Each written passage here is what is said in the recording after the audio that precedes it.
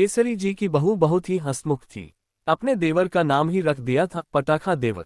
देवर भी क्या करें, अपनी माँ से कहकर अपनी भाभी जी का नाम पटाखा बहू रखवा दिया। सासू माँ पुराने जमाने की थी, उनको लंबे बाल, बदन पर साड़ी, माथे पर बिंदी, हाथों में कांच की चूड़ी यही पसंद था। खुद तो वो ये पहनती थी और बहू को भी पहनाती थी। केसरी जी की बहू शहर में रह चुकी थी और गांव में भी, तो सिम्मी को दोनों जगह का माहौल बखूबी से पता था। सिम्मी की सासू माँ का स्वभाव बहुत ही सरल था।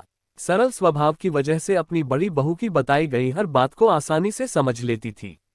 जिसमें सुनने और समझने की कला होती है उसके लिए हर काम आसान हो जाता है।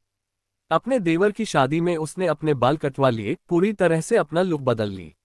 अब सासू माँ परेशान कि अब ये आज बाल कटवा डाली, कल को जीन्स न पहन कर बैठे, गांव घर में बड़ी बदनामी होगी।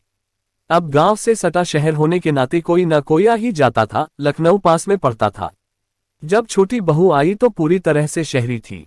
उसे साड़ी भी नहीं पहननी आती थी, फिर भी 5-7 सेफ्टी पिन लगाकर बेचारी पहनती थी। एक दिन सिम्मी ने कहा कि उपासना जरा इधर आना। उपासना अपनी जेठानी के पास किचन में गई। सिम्मी ने बोला जाकर अपने कपड़े बदल लो, साड़ी में तुम्हें परेशानी हो रही है, तुम जाकर आज से सूट पहनो।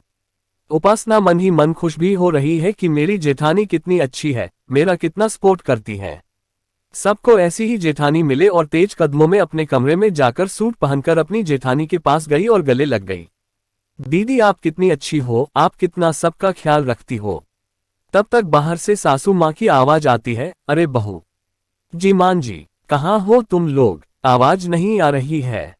सासू माँ से दोनों लोग डर रही हैं, लेकिन बड़ी हिम्मत और जिम्मेदारी से सिम्मी ने बोला, उपासना तुम चुप रहना, मैं बात करूंगी माँ जी से। बस सर से दुपट्टा नहीं उतारना, माँ के सामने सर ढक कर रखना। अरे बहू ये क्या हालत बना रखा है तुमने, हे भगवान अब क्या होगा, अब तो दुनिया भर में जग हंसाई होगी। बहुत ही प्यार से सिम्मी ने समझाया, माँ सूट और साड़ी में क्या रखा है, बल्कि सूट में पूरा बदन ढका रहता है और साड़ी में थोड़ा बहुत बदन दिखता है। आप इतना परेशान न रहिए, उपासना की आदत नहीं है, धीरे धीरे सब सीख जाएगी। घर में ही तो पहनी है, बाहर साड़ी में ही जाती है। अभी मान लीजिए वो बाहर पढ़ाती है। माँ मान लीजिए कल को यही अपने शहर लखनऊ में ही ट्रांसफर हो गया तो क्या करेगी। आप आदत डालिए, हम लोग कभी भी आपके मान सम्मान में कमी नहीं आने देंगे। बहुत समझाने पर माँ जी समझी। एक दिन सिम्मी अपनी सास को पार्लर ले गई और बाल कटवा कर कलर करवा दी। सासू माँ बहुत चिल्लाई कि कार्टून बना डाला, तुमने तो कहा कि बालों में मसाज करवाओगी, ये क्या हाल बना डाला। अब धीरे धीरे वो सासू माँ को अपने रंग में रंग डाली। अब किसी बहू को कोई रोक टोक नहीं थी, बल्कि सासू माँ खुद भी सूट पहनने लगी और पौला भी जाने लगी। एक दिन दोनों बहुएं और सासू माँ बैठी थीं। अचानक मोनू, सिम्मी का देवर, आया, देखा माँ भी सूट में देख चौंक गया। माँ अपनी पटाखा बहुओं के साथ खुद भी पूरी तरह बदल गई हो। देवर ने मुस्कुराते हुए अपनी भाभी माँ को देखकर बोला, शाबाश मेरी पटाखा बहू, तुमने तो पूरा घर ही बदल डाला। सब एक दूसरे को देखकर हंसने लगे। घर का अच्छा माहौल बड़ी बहू सिम्मी की वजह से बना रहा था।